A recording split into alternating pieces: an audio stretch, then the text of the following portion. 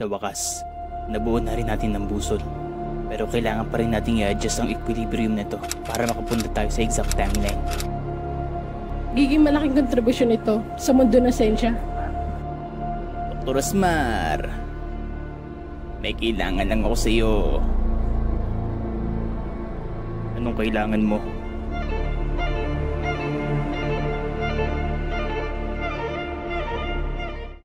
Smiley, itakbo mo yung busol. Hindi! Hindi kita pwedeng iwan!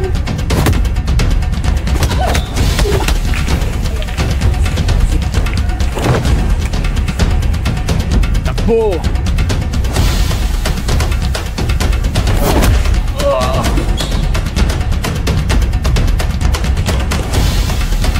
Bilis! Takbo!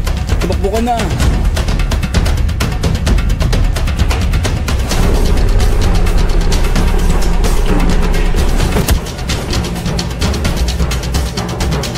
First, may gamot ba kayo sa higa?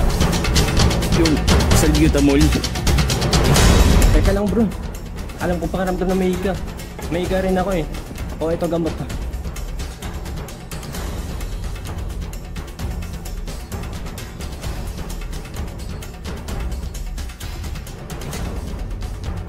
Okay ka na? Oo, okay na ako, thank you. Habulin mo yung isa dun.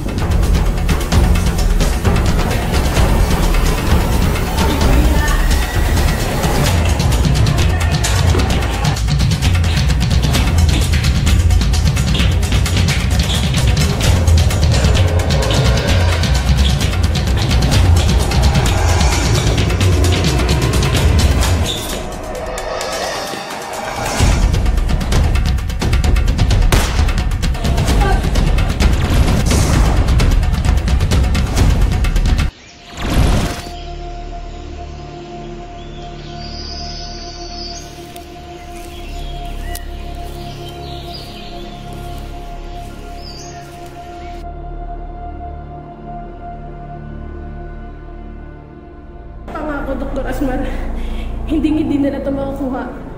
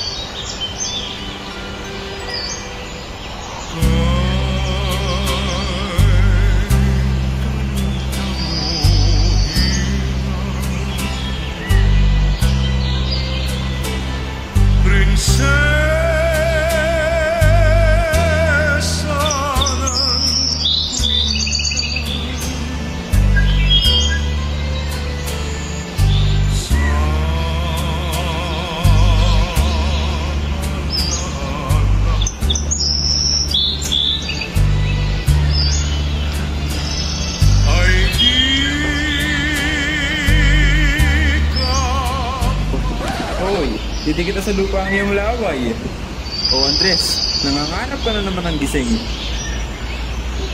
Ay, ang meron talaga ng ligaya, no? Ha? Maganda? Eh, mas maganda pa nga ako dyan eh. Yan ka na naman. Tumigil ka na nga. Ikaw ba, Andres? Saan ka pupunta? Gahanap ako ng panggatong para gagamitin mamaya. Sige, mauna na ako. Baka gabihin pa ako eh. Sige, mag-iingat ka sa iyong daan. Ha? Ano to? Ano kaya to?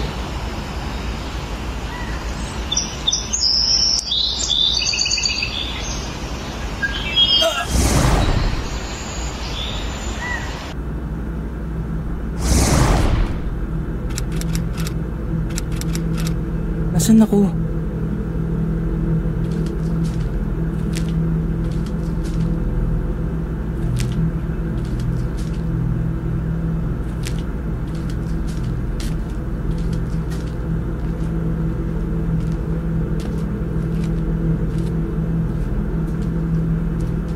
Uy, may tao dito.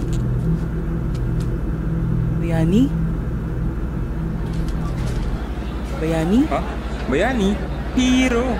Tsaka teka, bago ka lang ba dito? Uy, baka si sir paparating na. Tara na nga, pupula tayo.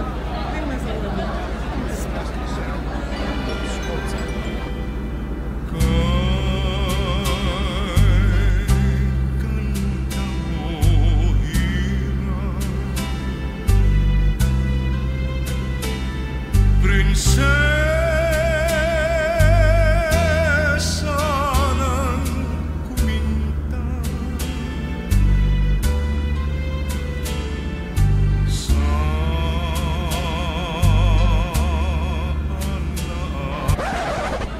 Tabi ka nga dyan. Ito naman?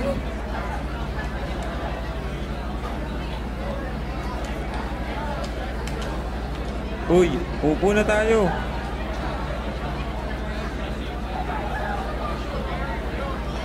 Di ba si Ligaya yun? Ha? Ligaya? Joy, kanina ka pa. Morning class. Papaalala ko lang sa inyong lahat kung sinong gustong sumama dun sa science Uy, may fair. science fair ah. Sama ka? Plastic ang pagkain, paparangalan din ito sa Sige, sama lang tayo. Hayaan mong ipakilala ko sa iyong circle of expo.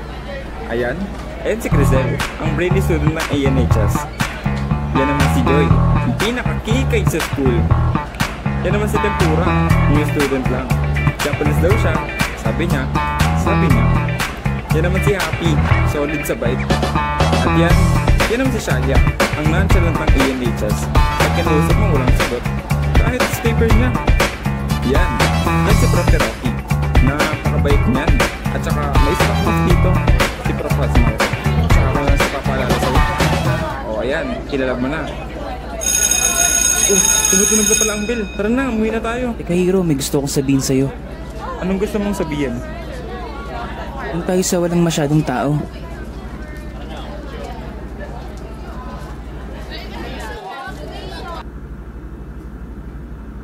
Hero, anong taon nito? Ha? February 2023. Bakit? Wala bang kalendaryo sa inyo? Ha? Di ako galing sa taon na ito. Ha? Ano sinasabi mo? Time traveler ka? Ha? Hindi ko alam sinasabi mo eh. Alam ko na kung saan tayo lalapit. Kay Dr. Asmar. Ang galing. Kamukhang kamukha nito yung ginawa kong blueprint. Anong pangalan mo? Saan ka galing? Anong panahon galing ka? Ako po si Andres. Galing po ako sa 1920. Ang nakakaalam lang po nito ay si Hero. Eh, sino siya? Narinig ko lang usapan nyo. Galing mo naman. Para kang ninja sa Japan. Pero hayaan nyo po yan. Ang pagkakatiwalaan po yan si Tempura. Sige, pag-aaralan ko muna to para makabalik ka na rin sa taong panahon mo. Salamat po, Dr. Asmar.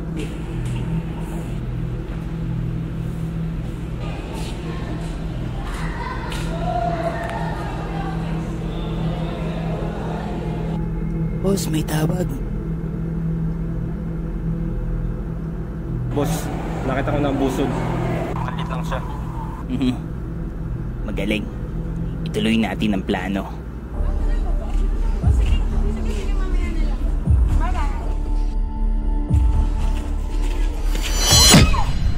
Ang galing. Oh, Prof. Rocky, Asmar, huwag na tayo magpanggap. Alam kong nasa iyo yung busol. Bigay mo na sa akin or mawawalan ng buhay ang pinakamamahal mong estudyanteng si Joy. Yun lang, magkita tayo mamayang alas 3. Bye-bye. Traidor ka.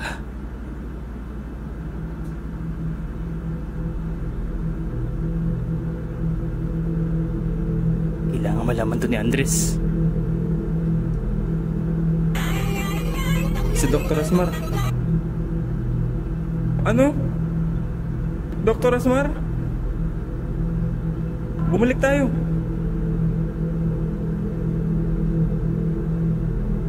May masama akong balita. Si Joy, kinidnap ni Prof. Rocky para sa busol. Ha? Paano nangyari yun? Yung bait-bait ni Prof. Rocky? Di natin alam. Kahit ako, gulat na gulat din sa ginawa niya. Wala tayong magagawa kundi iligtas si Joy.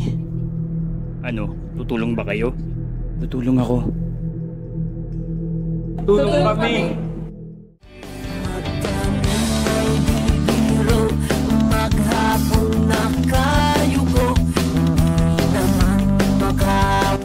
Ang mga babae, maghintay lang kayo sa labas. Maglukad lang kayo para kung sakaling may mangyari sa aming masama, hihingi kayo ng tulong sa pulis. Bawal kayong pumasok. Ang maaari nang pumasok, ako, si Hiro at si Andres. Maliwanag? Maliwanag! Hiro, dumiretso ka dun. Ikaw, dito ka sa kanan. Dito naman ako.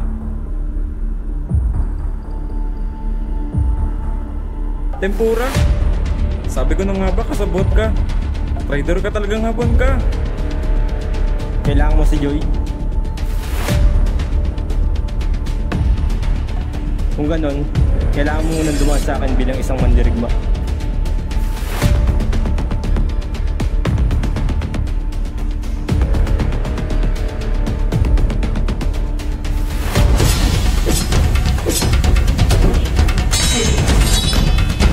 Teka. First muna. Ano ka ba mandirigma ka? Lumalaban ka sa walang armas. Labanan mo ako ng patas. Huwag armas ka.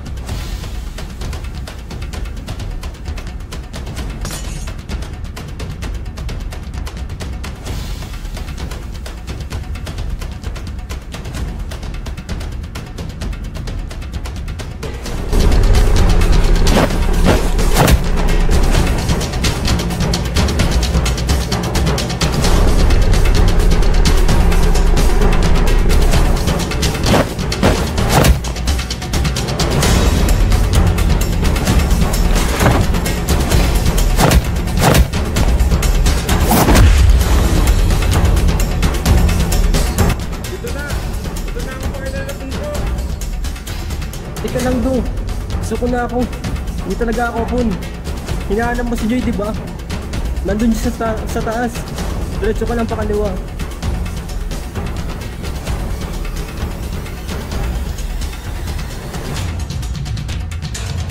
Joy?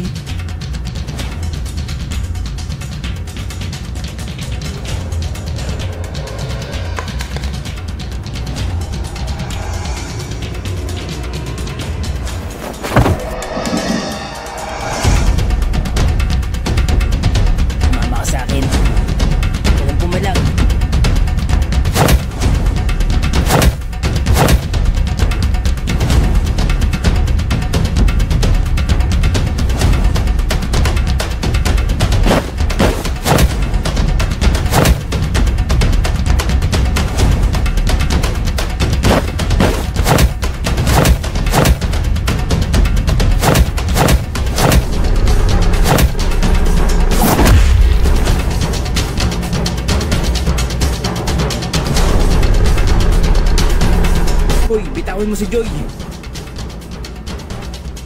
Ano ka, hello? Busol muna kapalit ni Joy. Hindi niyo ito makukuha sa akin ng buhay. Papatayin ko na lang siya kung di niyo ibibigay sa akin ng busol. Ha? Balik mo si Joy. Prof. Rocky, nandito na yung busol. Di ba ito yung kailangan mo? Ibigay mo muna sa amin si Joy. Ibato mo yan kung gusto mong makuha ng buhay si Joy.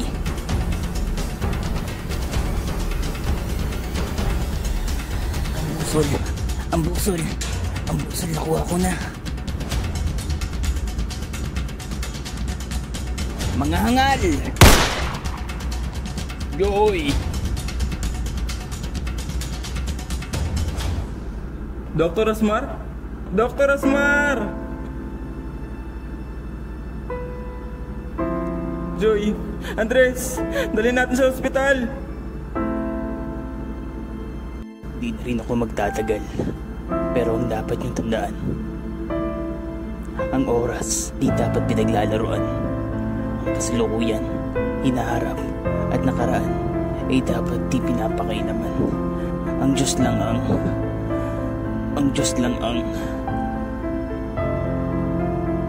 may karapatang paralin sa atin.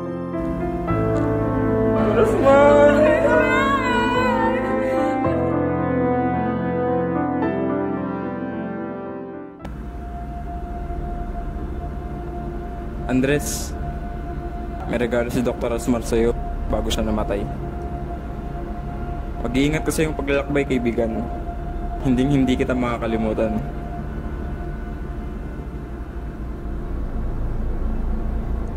Hindi rin kita makakalimutan, kaibigan.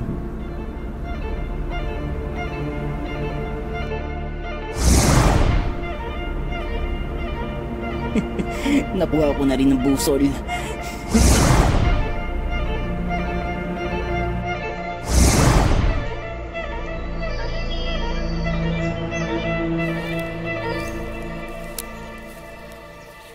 Andres? Jaya? Saan ka ba nagpunta? Jaya?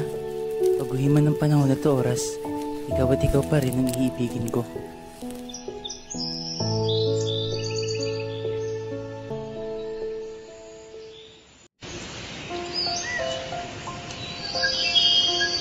Hindi ko makakalimutan si Dr. Asmar. Kung hindi dahil sa kanya, wala ako dito.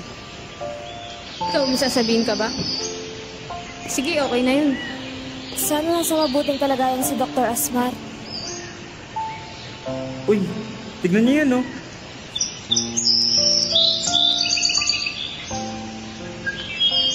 Paalam! Naku, double deal pa ata.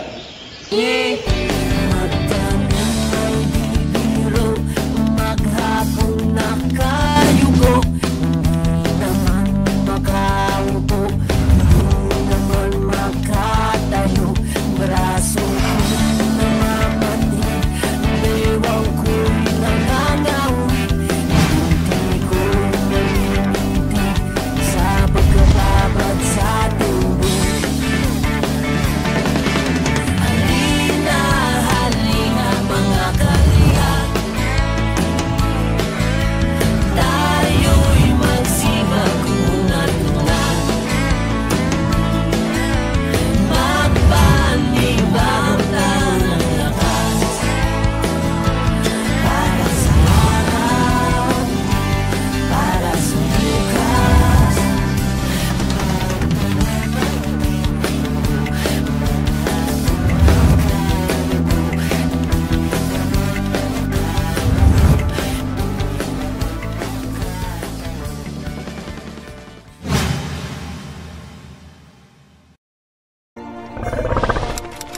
Walang hiya ka, Dr. Asmar!